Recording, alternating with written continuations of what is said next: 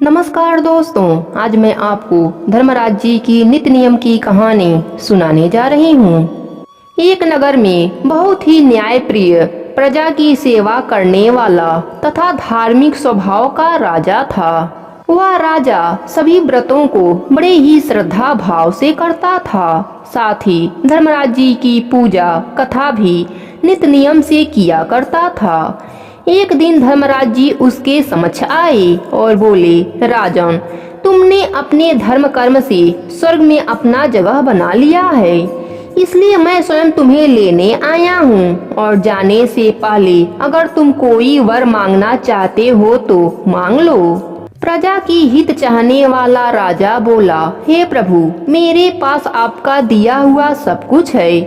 आपकी कृपा से राज्य में सब प्रकार की सुख शांति है।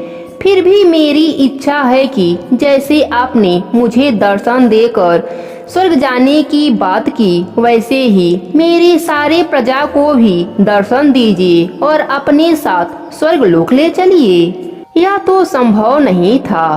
प्रभु ने राजा को समझाया, परंतु राजा प्रजा को चाहने वाला राजा था। भगवान से जिद करने लगा। आखिर भगवान को अपने भक्त के सामने झुकना ही पड़ा। वह बोले, ठीक है, कल अपनी सारी प्रजा को उस पहाड़ी के पास लाना। मैं पहाड़ी के पास से ही सबको स्वर्ग लोक ले चलूंगा।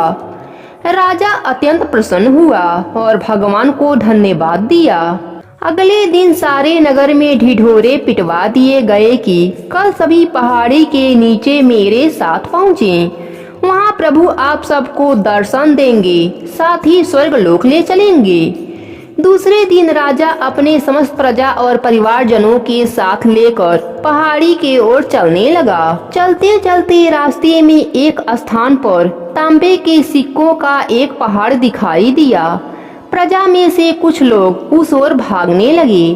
तभी ज्ञानी राजा ने सबको सतर्क किया कि कोई उस ओर ध्यान मत दो, क्योंकि तुम सब स्वर्गलोक का सुख भोगने जा रहे हो। इन तांबे के सिक्कों के पीछे अपने भाग्य को लात मत मारो।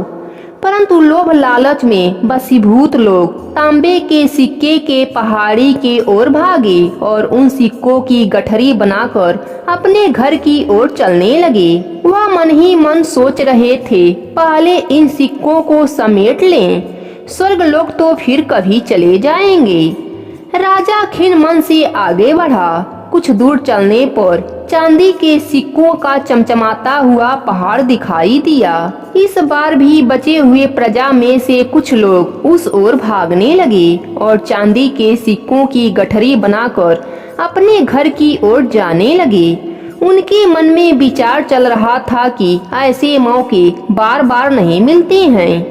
चांदी के इतने सारे सिक्के फिर मिले ना मिले, भगवान तो फिर कभी मिल जाएंगे। इस प्रकार कुछ दूर चलने पर सोने के सिक्कों का पहाड़ नजर आया। अब तो प्रजाजन जितने बचे थे, सारे जन राजा के परिवारजन भी उस ओर भागने लगे। वह भी दूसरों के तरह सिक्कों की गठरी लादकर अपने अपने घर की ओर चल दिए। अब केवल राजा रानी शेष रह गए थे। राजा रानी से कहने लगे, कितने लोभी हैं यह लोग, भगवान से मिलने का महत्व ही नहीं समझते हैं। रानी ने कहा, सही बात है। राजा रानी के साथ आगे बढ़ने लगे। कुछ दूर चलने पर राजा और रानी ने देखा सतरंगे आभा बिखरे हीरों का पहाड़ है। अब तो रानी से भी रहा नहीं गया और हीरो के आकर्षण से वह भी दौड़ पड़ी और हीरो की गठरी बनाने लगी।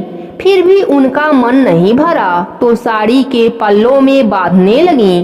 वजन के कारण रानी की साड़ी शरीर से अलग हो गए, परंतु हीरो का मोह अभी भी नहीं मिटा। यह देखकर राजा को अत्यंत शर्म महसूस हुआ। बड़ी दुखद मन से राजा अकेले ही आगे बढ़ने लगे। वहाँ धर्मराज जी सबका बड़ा सा विमान लेकर इंतजार कर रहे थे। राजा को देखते ही धर्मराज जी मुस्कुराए और पूछे, कहाँ है तुम्हारी प्रजा और तुम्हारा प्रियजन? मैं कब से उनका इंतजार कर रहा हूँ। राजा ने अपना सर शर्म से झुका दिया। तब धर्मराज जी ने कहा, सबके भाग्य में स्वर्ग का सुख नहीं होता है। जो जैसा कर्म करता है उसे वैसा ही लोक मिलता है। स्वर्ग के सुख के लिए अच्छे कर्म करने पड़ते हैं, तब जाकर स्वर्गलोक की प्राप्ति होती है।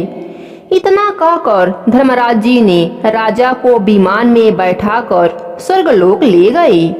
इस प्रकार राजा अपने अच्छे कर्मों और धर्मराज जी के नित्य नियम से स्वर्गलोक का सुख पाया। जय हो धर्मराज जी की।